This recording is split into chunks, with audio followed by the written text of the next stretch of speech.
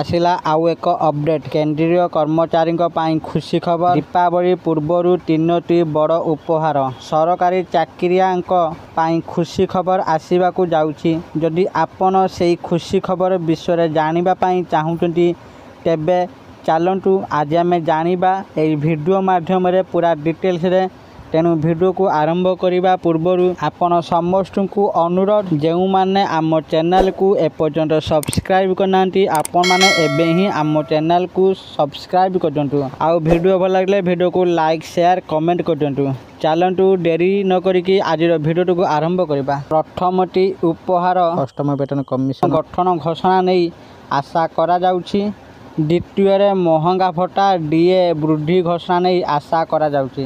Deepawali bonus मिलिबो बोली आशा करिसेंती कर्मचारी। एहार अर्थ हेउछि आगामी अक्टोबर मास कर्मचारी मानक पई एक उपहार होई पारे। सरकार खूब शीघ्र अष्टम वेतन कमिशन गठन करिपारंती। सप्तम वेतन कमिशनर सुपारिश 1 जनवरी 2016 लागू करा जायथिला। एबे 10 वर्ष पूर्ण हेबाकू जाउछि एवं नूतन वेतन कमिशन 1 जनवरी 2026 रु लागू हेबा उचित। परंपरा अनुसार कमिशन 1.5 2 वर्ष पूर्व गठित हेबा आवश्यक, जहा द्वारा सुपारिश समय मध्य करा जाय परिबो। सरकार अक्टोबर 2025 सुधा सनभर शतावरी TOR जारी करी आनुष्ठानिक भाव अष्टम वेतन कमिशन घोषणा करिपारंती। नूतन कमिशन फिटमेंट फैक्टर को परिवर्तन करिपारे, जहा फल मौलिक दरमार एक गुरुत्वपूर्ण वृद्धि घटिबो। लक्ष लक्ष केंद्रीय कर्मचारी एवं पेंशन भोगी एथिरु उपकृत हेबे। कर्मचारी माने 1 जनवरी 2025 रु 55% डीए पाउछन्ती। एबे जुलाई डिसेंबर 2025 पाई द्वितीय किस्ती चूड़ांत हेबाको जाउछि। AICPI मुद्रास्फीति सूचकांक तथ्य अनुसार जुलाई मासर डीए 58% पहुँची पारे। दीपावली पूर्व सरकार 3% डीए वृद्धि घोषणा करिपारंती। एहार अर्थ कर्मचारी डीए 55% रु 58% को वृद्धि पाइब। लक्ष लक्ष कर्मचारी दरमा एवं पेंशन रे तुरंत वृद्धि घटिबो। एहा दीपावली शॉपिंग एवं पर्वपर्वाणी पई बेस सहायक हेबो।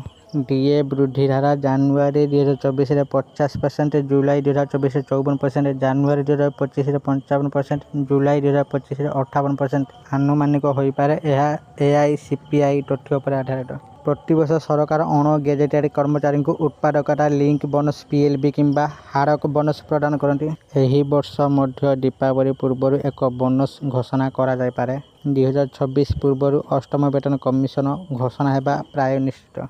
मुद्रास्फीति चाप AICPI निरंतर वृद्धि पाउछि, जहाँ सरकार को डीए वृद्धि करने को बाध्य करुछि। दीपावली बोनस प्रतिवर्ष एक नियमित घटना एवं एथर मध्य कर्मचारी माने निश्चित भाव में यथेष्ट परिमाण टंका पाइबे। आशा करछि आपण मानकु आजिर एही छोटिया इनफॉरमेशन वीडियोटी निश्चित भाव में भल लगी। जदि आपण मानकु एही वीडियोटी भल लगी दया करी एही वीडियो को बहुत मात्रा लाइक शेयर और कमेंट कर दिंतु। आउ जो मैंने आम चैनल को एपर्यंत सब्सक्राइब करना आपण मानकु अनुरोध आपण माने एबे ही आम चैनल को सब्सक्राइब कर दिंतु।